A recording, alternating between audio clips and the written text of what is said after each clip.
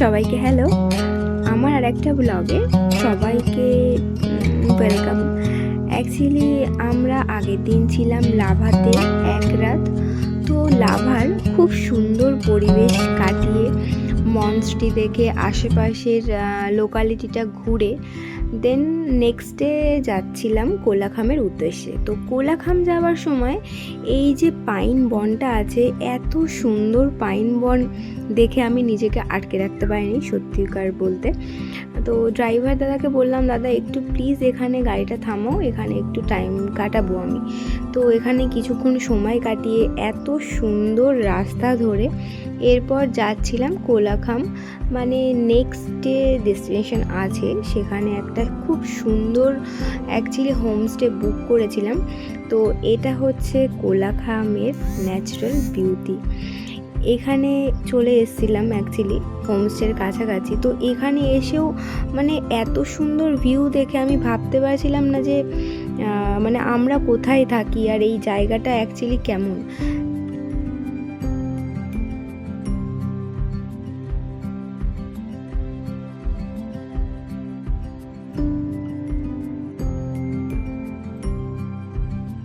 হলো আমাদের আজকের কোলাখামের হোমস্টে।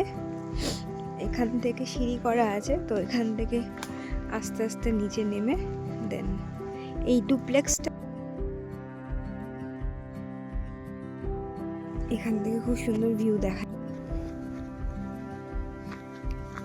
এখানে বনফায়ার হয় অ্যান্ড এখান থেকে শুরু রাস্তা আছে ওনাদের। এটাও একটা কটেজ, বাট এটা ডুপ্লেক্স নয়, এটা নর্মাল।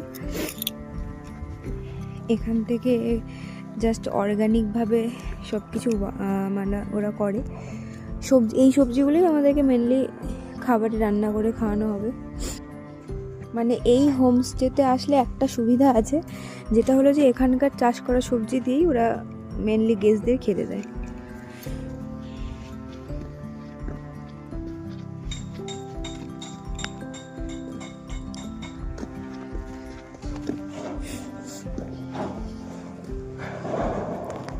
এখানে একটা প্রপার্টি আছে,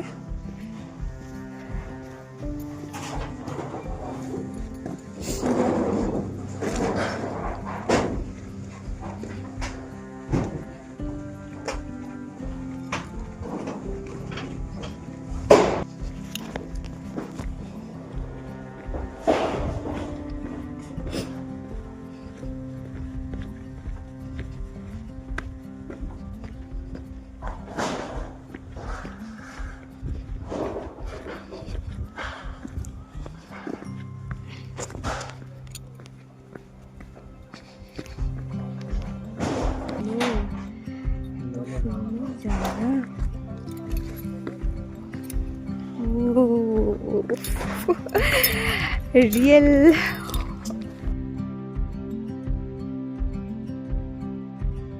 পাহাড় পাহাড় পাহাড় আর পাহাড় দেখা যাচ্ছে চারিদিকে, শুধু পাহাড়। আর এইখানে আমাদের আর কোনো মানে লোকালিটি সেরকম নেই, এখানে একটাই হোমস্টে আছে। মানে এই জায়গাটা এখানে একটা হোমস্টে। আর ওই যে উপরে দেখা যাচ্ছে ওইখানে অনেকগুলো ছোট ছোট গ্রাম ছিল, মানে ওখানে অনেকগুলো বসতি আছে, কিন্তু আমরা যেখানে এসেছি এখানে একটাই। এখান থেকে সকালে কাঞ্চনজঙ্ঘা দেখা যায়।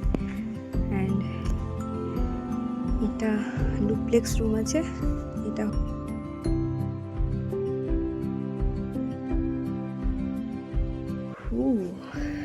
Nice view.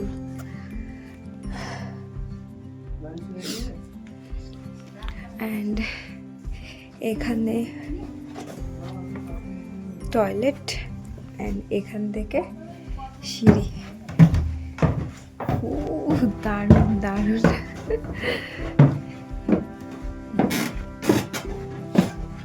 অ্যান্ড এখানেও একটা জায়গা আছে, এখান থেকে জানালা খুললে জাস্ট এই ভিউটা পাওয়া যায়।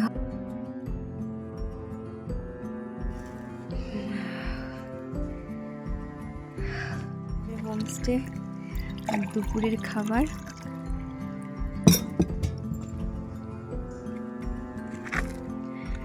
পাহাড়ের ভিউ আর খাবার। এত দারুণ লাগছে, মানে এটা আমাদের রুম আর সামনে এখানে খাবার দিয়েছে, এখানে বসে খাবো আর সাথেই ভিউটা দারুণ, অসাম ফিলিংস। দুপুরে দুর্দান্ত স্বাদের পাহাড়ি খাবার খেয়ে বেরিয়ে পড়েছিলাম সাঙ্গে ওয়াটারফলের উদ্দেশ্যে। যাওয়ার সময় এই যে পাইন ঘেরা রাস্তা, এটা আমার অসাধারণ লাগে। মানে আমি সত্যি বলতে বারবার প্রেমে পড়ে যাই ঠিক এই রাস্তাগুলোর জন্য, পাইন বনের জন্য। পাহাড়ের উদ্দেশ্যে আমি এই জন্যই বারবার চলে আসি। এই যে আমি একটু মানে লাঠি নিয়ে হাঁটছিলাম, বিকজ এই রাস্তাগুলো সত্যি অনেক চড়াই উতরাই ছিল। আর এখানে আসার পর এই যে ঝর্ণাটা ছিল, এটা অ্যাকচুয়ালি সাঙ্গে ওয়াটারফলের ঝর্ণা। অ্যান্ড এই রাস্তাটা পেরিয়ে আমি বহু দূর থেকে আসার সময়, মানে ট্রেক করে আসার সময় এই যে ঝর্ণার আওয়াজ পাচ্ছিলাম, ভাবছিলাম কখন আমি ছুটে ওখানে পৌঁছাবো। তো ফাইনালি এটা এখানকার ভিউ।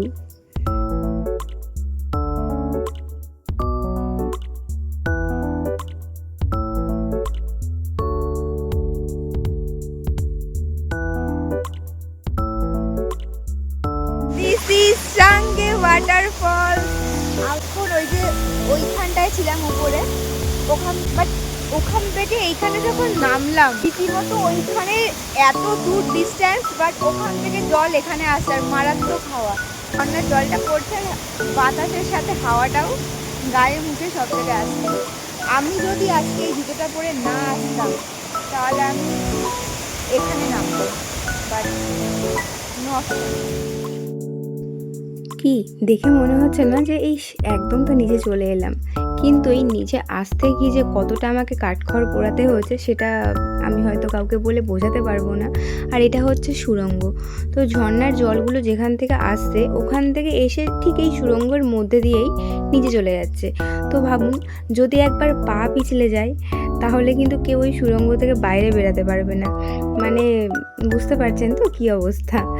আর তারপর একটু এদিক ওদিক দেখে আমি ঠিক এখান থেকে ভাবলাম যে একদম পাহাড়ের নিচে, মানে যে ঝর্ণাটা একদম নিচের দিকে নেমে আসে, ঠিক ওখানটায় যাব। বাট এই জলগুলো দেখে, পাহাড়ের নিচে ঝর্ণাটা দেখে আমি খালি ওখানে দেখে ভাবছিলাম যে এখানে যদি একটা ঘর পেতাম, সত্যি এখানে আমি থেকেই যেতাম। But this is not possible.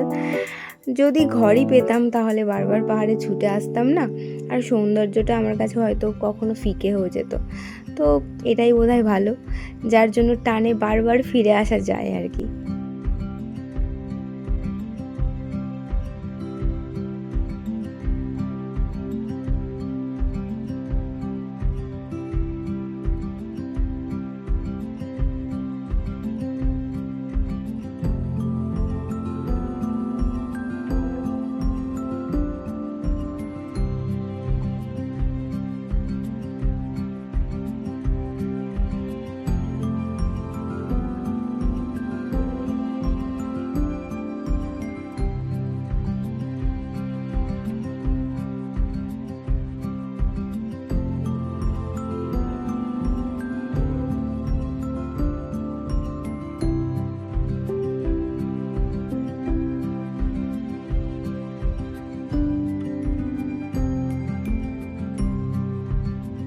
Hello, আছি কোলাখামে আমাদের হোমস্টেটা থেকে সাঙ্গে ওয়াটারফল।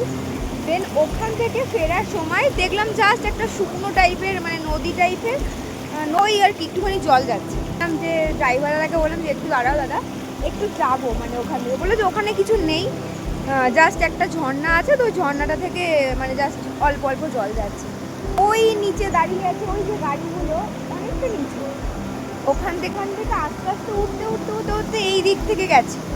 এই দিক থেকে উঠে আবার এত দূর যাওয়া যায়, মানে এখান থেকে আমি যদি উঠতে থাকি, যেখানে উৎপত্তি নদী তো ঠিক না, এটা ঝর্ণা, তো এটা যেখান থেকে এসছে সেটা অবধি বোধহয় পৌঁছে যাবে। তো ওটা হচ্ছে এই যে উপরটা, এখান থেকে মানে ওখান থেকে গেলে পরে আরও যেতেই থাকবো। সত্যি বলতে সারাটা দিন যে কিভাবে কেটে গেল একদমই বুঝতে পারিনি। এখানে অনেকক্ষণ টাইম কাটিয়ে এরপর ফিরে গেলাম হোম হোমস্টের উদ্দেশ্যে। হোমস্টের দাদা আমাদেরকে নিজে হাতে করে চিকেন তান্দুরটা বানিয়ে দিয়েছিল। অ্যান্ড ওখানে বসে গরম গরম খাবার খেতে খেতে বাইরের এই ভিউটা দেখছিলাম আর ভাবছিলাম আবার কবে আসব। কারণ এই যে দৃশ্যটা, এটা সব থেকে বেশি আমার ভালো লাগে। আমি ভাবি যে ওই যে দূরে টিম টিম করে আলোগুলো জ্বলছে, যদি ওটাকে হাত দিয়ে ছুঁয়ে দেখতে পারতাম।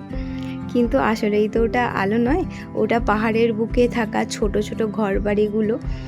তো এত সুন্দর মায়া মুগ্ধকর পরিবেশ বোধহয় সত্যি পাহাড়েই পাওয়া যায়। দেখা হচ্ছে নেক্সট ব্লগে।